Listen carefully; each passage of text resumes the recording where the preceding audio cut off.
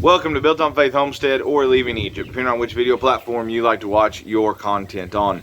My name is Justin, and in today's video we're going to discuss more about WorldCoin. If you haven't heard of WorldCoin, here is the premise, the idea behind this company.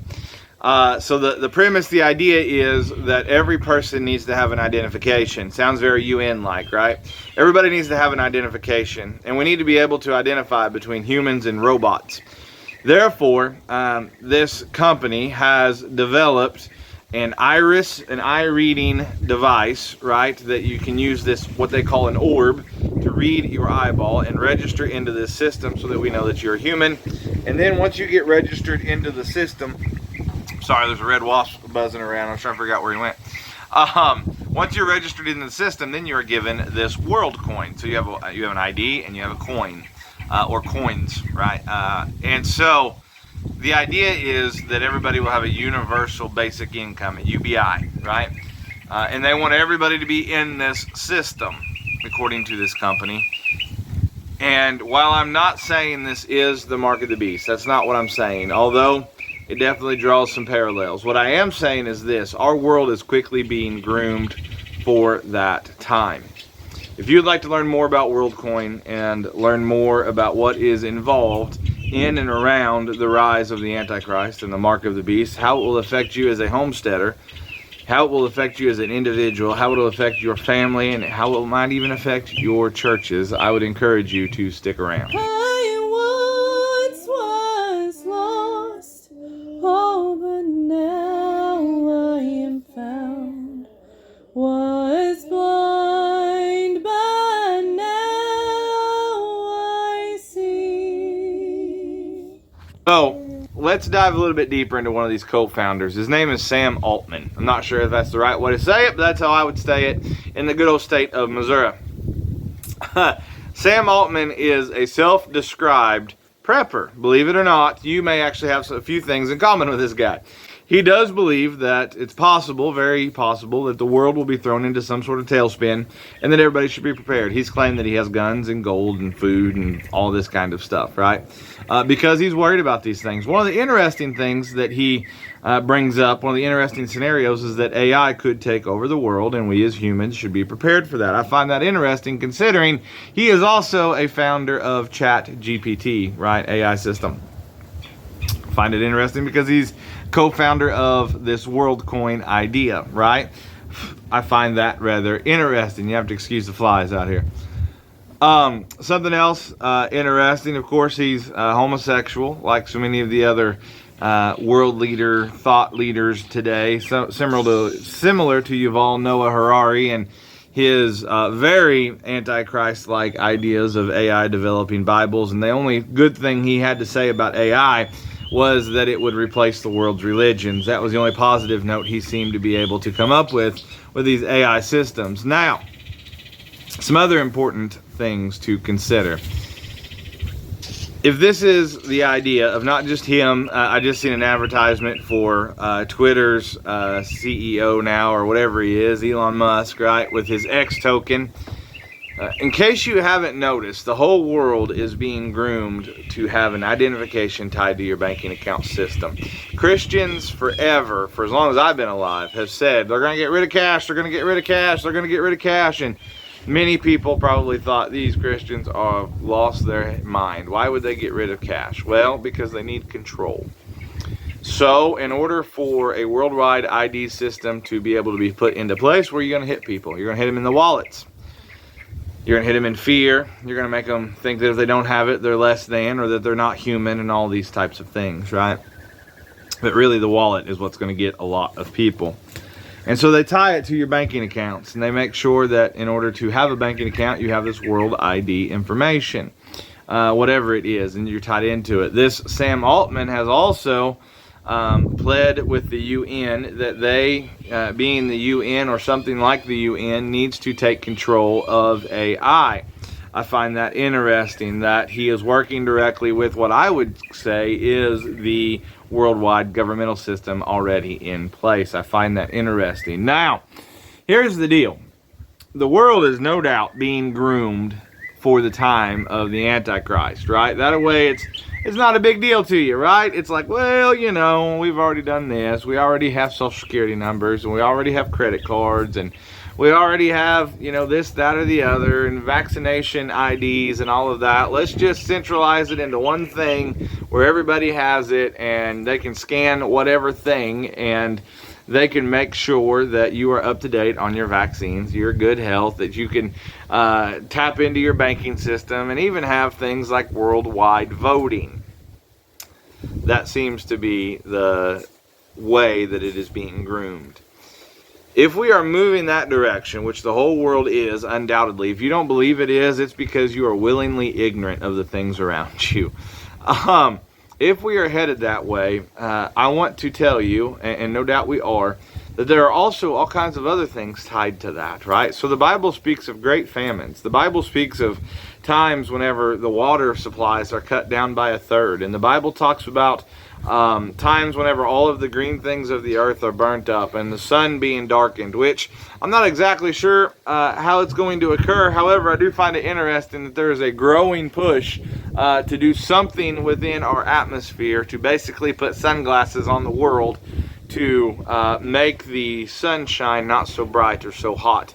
Which I can tell you, today it's upper 90s, pushing 100, and it's hot and humid. But you know what? It's always hot and humid in July in Missouri. And you know what? This winter, it's going to be cold. I found an interesting article. So the UN says we've reached, instead of climate change or global warming, they said it's global boiling, right? I actually seen an article the other day. I should have copy and pasted it, or at least saved the link. I didn't. I should have. That talked about how this heat is going to mess up the polar vortexes, and how, because of global warming, you're actually going to get colder around the world, right? And I found that rather interesting. So either God has put in a fix-it system. So if you don't know, many like poisonous plants that grow like here in Missouri, and probably where you live too, many of those poisonous plants, whatever reaction it gives you, usually one of the plants that grows around it is a plant that will offset the poison, right? So a lot of times something like poison ivy will have a plant that grows with it or around it, by it, that will help offset the outbreak that you might have from poison ivy. So either the planet, God set the planet up in such a way where it's got its own offset, right? Like, hey, it gets too hot, the polar vortexes will go crazy and cool the earth back down. Or they're just, making stuff up like usual. Kind of like you're actually sick, you just don't know you're sick. I know you feel fine, and I know you feel healthy as an ox, and you're strong, and you don't have a fever, you're having snot, and you're not sneezing, you're coughing, or nothing, but you're actually a sick individual. Sound familiar? Anyhow, within the global boiling idea, I'm pretty sure I did a video not too long ago. If I didn't, I intended to, talking about a harder push about these SDGs, Sustainable Development Goals, because we've fallen behind. And ever since the UN put that out, now there's all of this crazy rhetoric occurring, even more so than usual. Why? Because they're trying to push us towards this. And you say, what does this have to do with WorldCoin? One of the things the UN says is essential for their Sustainable Development Goals is that everybody has an identification system. Now, places like the WEF and stuff, they like to say that they want it to be decentralized and all of that, when in reality we know that's not the case. And you say, Justin, why do you believe these people? Because you know they're liars. Well, here's the deal. I don't believe them, and I do know they're liars. However, whenever what they are pushing for is lining up with biblical prophecy, it seems like a stupid thing to ignore it, to me. So you understand, it's not just the rise of the Antichrist. It's not just the mark of the beast or worshiping his name or all of that, right? It's famines, it's pestilences, it's these evil armies and these evil spirits and the delusions growing stronger and stronger. Did you know the Bible says that the Antichrist will be able to call down fire from heaven? Now, that is real satanic power. The Bible says it gets its power from Satan. That's real satanic power occurring. And what I fear is there's a lot of people that have MREs and a lot of people that know how to, they've tried to learn how to live off the land, and they've, maybe tried to put themselves in a good position physically. You know what? That's fine and dandy. I don't have a problem with that. But spiritually, they've made no preparation. And that terrifies me. It terrifies me because I believe the church, especially in the United States, is not prepared. It terrifies me because many Christians are living life as if serving the Lord doesn't matter. Many Christians around the United States especially is trying to be a friend of the world and a friend of God at the same time, and the Bible is very clear that both are not possible. And the Bible says that children of God, that the people of God are children of light, and we'll be able to see the days that we live in. But it warns us. It warns us not to be drunken on the world and the things of the world so that we are asleep, so that we're not paying attention. So whenever I say people need to wake up, I mean it in a spiritual way. And whenever I say people need to prepare, I mean it this way. I mean, very first, you better be prepared to meet the Lord. And you better be prepared at all costs to serve Him, no matter what it costs you. Whether it costs you your life, your family, your friends, it doesn't matter. Whatever it costs you, you better be prepared to stick with the Lord. Because if you're not, you will crumble on the day of trouble. And that terrifies me. So why do I do videos about WorldCoin? Because no doubt WorldCoin and many others are paving the way for the mark of the beast, the Antichrist, and that system, and all of the prophecy that goes along with it. You as a homesteader, you need to prepare. Spiritually first. You need to be prepared to live as a homeless individual, as somebody that will not conform to the system. You as a Christian, you need to be prepared to live as a homeless individual who has no place to lay their head down and who is ready to give up their very life for Christ. Churches, you need to be prepared to be persecuted. You need to be ready for that. You need to spiritually build yourself up. See, many people are falling away from God. I find it interesting. This is a long video, I know that, but this is just a discussion that I want to have with you guys. My grandpa has passed away. I passed away a while back ago, but he was a pastor and a preacher. And love Grandpa to death, man. He was so much fun. But when he started preaching, he talked about churches having like 3 and 4 week long revivals. Now I get asked to do revivals every once in a while.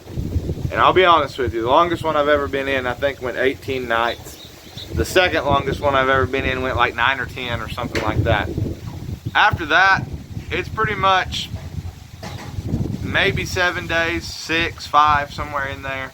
And if you go 7, man, they think you're crazy.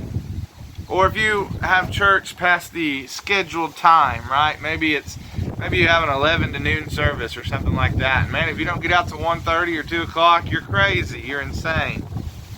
If you have a service time of 7 o'clock for a revival, and man, that thing may go till midnight. You're crazy. You're insane, right? We are falling backwards at a time when we need to be falling forward. When we need to be falling towards Christ instead of away. Instead of having less services together, we should be having more. The book of Hebrews says not to forsake the assembling together of yourselves, even more so as you see the day approaching. Which tells me that we're really failing a lot as churches. That we're having less and less services, less and less get-togethers, less and less of knowing our neighbor, less and less of trying to reach the lost, and more of let's just fit this into everybody's schedule. So it terrifies me when I stop and think about it. I appreciate you guys watching. We'll catch you on the next video.